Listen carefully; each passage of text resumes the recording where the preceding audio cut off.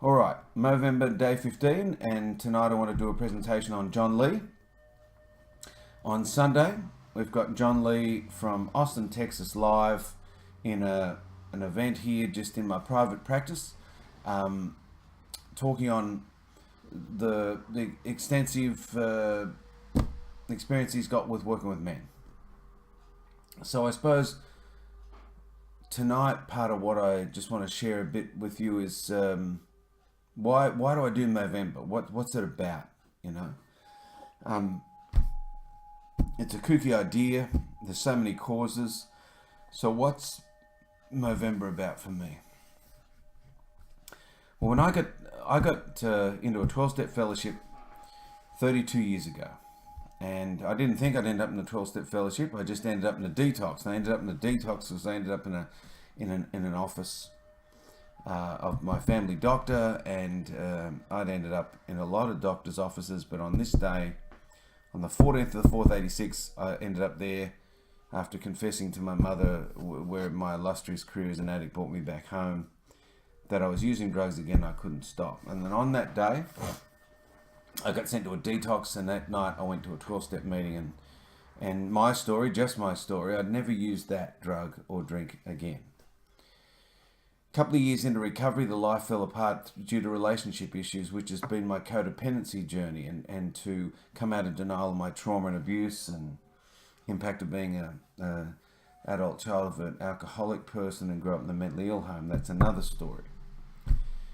But around that time, when my relationships were falling apart and I found Codependence Anonymous, it opened me up to a whole lot of literature, stuff I'd never read before. And all of a sudden, we were doing men's meetings for codependency, and my first experience of a men's meeting is a peer of mine and a friend, someone else had studied welfare, Merrick Bailey. Merrick, if you ever see any of these, God bless you and thank you very much for everything you gave me back then. Merrick and I ran a retreat for codependency, and on that retreat we thought it'd be a novel idea to put a men's group in and a women's group in. We were just trying to, come up with ideas, and our men's group was meant to start at 10, finish at 12, have lunch, do this activity in the afternoon. There were 6 guys, and as it would be back then in Coda, probably about 18 women. Well, the 18 women kept to the schedule, and they had their lunch break, and we went for 4.5 hours, the 6 of us. Right through lunch, right into the afternoon, it derailed us. And all I can put it down to is there was a hunger for us to talk in a way that I'd never spoken about in my life before. Not even in NA, not even about just my experience, strength and hope around the drugs and alcohol. It was like I was hungry to talk to men and to hear other men. In that time, we started to find a bunch of authors, and there were some really famous books that were life-changing back then. But a bit like the women's movement, when it was sort of making its way into popular culture, largely the culture ridiculed it, and it would be reduced to sensationalized images of women burning bras outside a government house and stuff. Well, the men's sort of movement and the books of that time got the same sort of treatment, really. That, it was just reduced down to men nude in the bush banging drums. So that's a load of rubbish. So let's go on, let's leave that. But it was a lot more than that. And so in the American sort of literature movement, there were some big players. One was Robert Bly, who wrote a book called Iron John. He was an American poet, and was just right place, right time. And then these men's gatherings started, where people were coming together, the Minnesota Men's Conference, and I've always promised myself one day that I'll get to a Minnesota Men's Conference,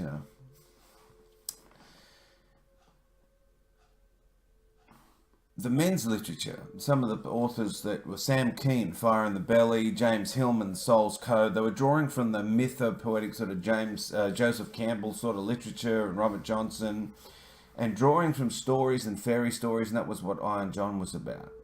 But the guy that bridged the gap for me was a guy called John Lee. He was from Alabama, I think, originally, but he started the Austin Men's Counseling Center, and he wrote a book called The Flying Boy.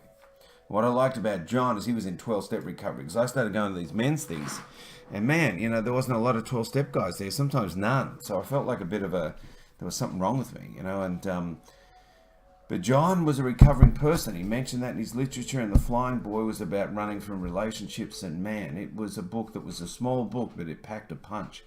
And lots of peers of mine started reading that book. And then there was all the books that followed. At My Father's Wedding was a cracker of a book of John's that sort of talked about, named after a poem by Robert Bly. And John, then just went on and has spent, I'm 32 years clean. So this was back in the late 80s, early 90s. So John has had, a lifetime career of writing now. And too many books, more than I can mention. I haven't got like The Flying Boy. I had a signed copy. I've lent it to someone. At My Father's Wedding is lent to someone.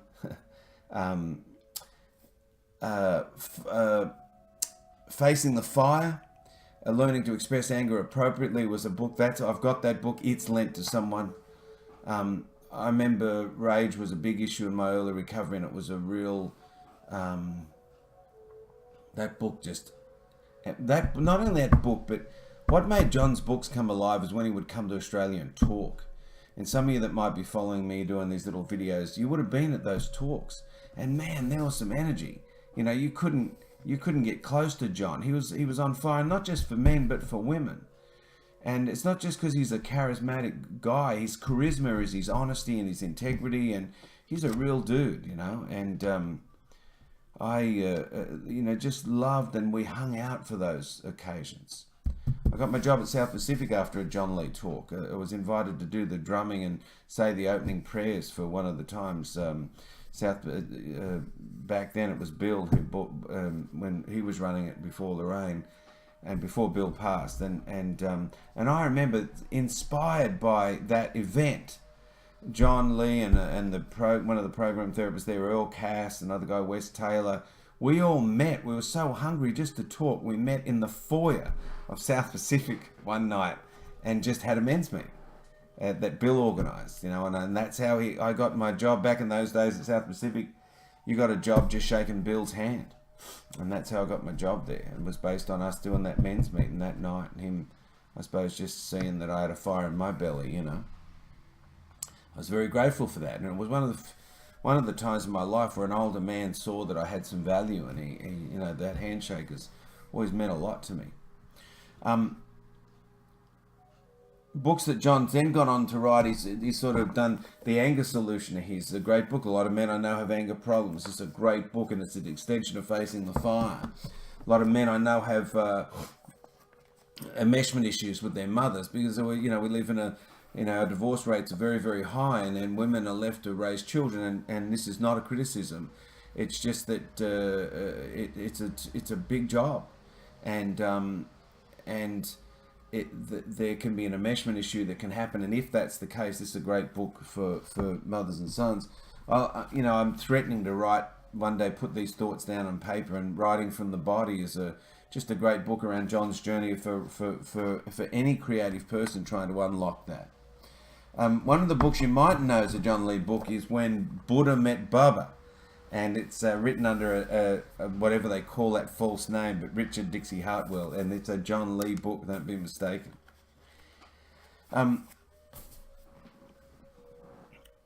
my John Lee story was, John's available. He's a very active counsellor. He's an active presenter. He talks around America and has travelled extensively. He's come to Australia quite a few times. But you can book sessions with John online. And I started getting supervision from John when I was the program director at South Pacific, and that got me into a relationship with him. And because I also have moonlighted as a sort of country music lover and musician, I used to go to Texas and play over there, and it's when I first started doing intensives with John. So what John's a specialist at is, people rolling into town. You can spend 2 or 3 days working sort of 6 hours a day with John, and it was fantastic, like spending that time. And John now has moved from being a counsellor in my life to a mentor, and I remember that lunch that we had where he made that decision and said, I'd like to stop this relationship and offer you something else. And I'm delighted in that. I feel unworthy of that. But he reminds me that that's what Robert Bly did with him. So for him to just choose on his Saturday night to stay home and Skype in and speak to a bunch of Aussie blokes in the spirit of Movember for men's health, for men's mental health, to get men talking, and is something that I'm just really grateful that men like John Lee exist, and they take an enormous risk to reveal their heart. It can't be overlooked. If it wasn't for guys like John and the company that he kept, he was a very good friend with John Bradshaw, and those guys led by example, and the example was their frailty, their failings, their defects of character, to use 12-step terms. You know, they led by bearing themselves and sharing with you their journey. And I'm alive because of that now. I'm sure of it. And not only am I alive, even though I can be still my own worst enemy with my own inner critic, I got 3 boys here that aren't afraid to live. My 3 kids live in the moment. They wear us the hell out, but they live in the moment, spontaneous, not afraid to be themselves. They're not that self-conscious. They're living in the spontaneity that comes from the environment that's safe. Now, I give glory for that to God, but because I handed my will and my life over, and I am the man I am today as a result of that decision. And that decision came through the steps. But man, if it wasn't for along the way hearing the stories, the honest testimony of real men, I don't know where it'd be. So if you can, if you're following this or you're following these videos, contact me. Send me a message online. Go to my website, stevestokescounselingandconsulting.com. Just send a message through this YouTube channel, and come on Sunday. We're just going to have a 9 a.m. start, free breakfast, a chance to connect. John's going to Skype in about 10. That'll go for however long that sort of happening happens. And then we'll have a cup of coffee and a cup of tea and just a chat. And then people will go on about their Sunday. But it would be great to have you. And I suppose in the spirit, that when I remember reading The Flying Boy, and then, the book that really sort of touched me, I suppose, at that time was At My Father's Wedding, which was written on the back of a poem of Robert Bly. So I'm going to finish now with that poem for Movember Day 15. And it goes like this. My father's wedding, 1924. Today, lonely for my father, I saw a log or branch, long, bent, ragged, bark gone. I felt lonely for my father when I saw it. It was the log that lay near my uncle's old milk wagon. Some men live with a limp they don't hide, stagger or drag, a leg. Their sons often are angry. Only recently I thought, doing what you want, is that like limping? Tracks of it show in the sand. Have you seen those giant birdmen from Bhutan, men in bird masks with pig noses, dancing, teeth like dogs, sometimes dancing on one bad leg? They do what they want. The dog's teeth say that.